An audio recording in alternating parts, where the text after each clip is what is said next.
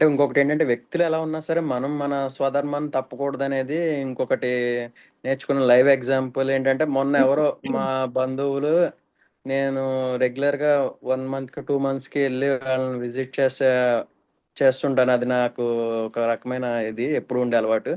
మొన్న ఎక్కడో కనపడితే వాళ్ళు మాట్లాడలేదు. సో పక్కన వాళ్ళు అన్నారు, ఎందుకు వాళ్ళు మాట్లాడినప్పుడు ఇంకా ఈసారి నుంచి వెళ్ళడం మానేసే అని అన్నారు.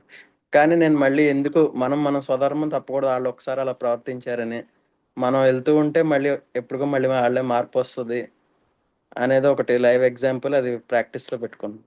అంతే. అసలు స్వధర్మం అంటేనే జస్ట్ మనలో ఉన్న దైవీ గుణాల్ని షేర్ చేసుకుంటూ పోతాం అంతే. వాళ్ళు తీసుకుంటారా తీసుకోరా తర్వాత సంగతి. ఉమ్. వి జస్ట్ కీప్ షేరింగ్ అన్నమాట, ఇస్తూ పోతూ ఉంటాం. అలా అని చెప్పేసి కూడా మళ్ళీ సెల్ఫ్ రెస్పెక్ట్ వదులుకుని మరీ దిగజారడం అని కాదు. ఎక్కడ బ్యాలెన్స్ చేయాలో తెలియాలి, డిపెండింగ్ ఆన్ ద సిచ్యువేషన్.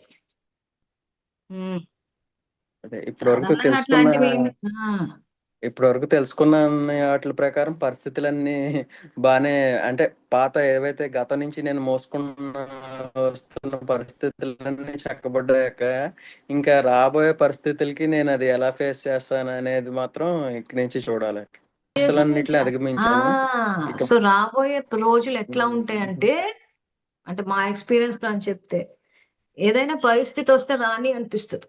ఎందుకంటే చూద్దాం అది దాన్ని ఎట్లా ఉమ్. సొల్యూషన్. ఎందుకంటే ఇంక ఇప్పటి నుంచి ఆయన కనెక్ట్ అవుతూ ఉంటే ఏమవుతుంది అంటే, ఊహించని విధంగా పరిస్థితులు మారుతూ ఉంటాయి.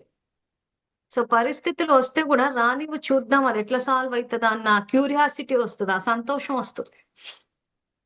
ఆ స్టేజ్కి వచ్చేస్తాం.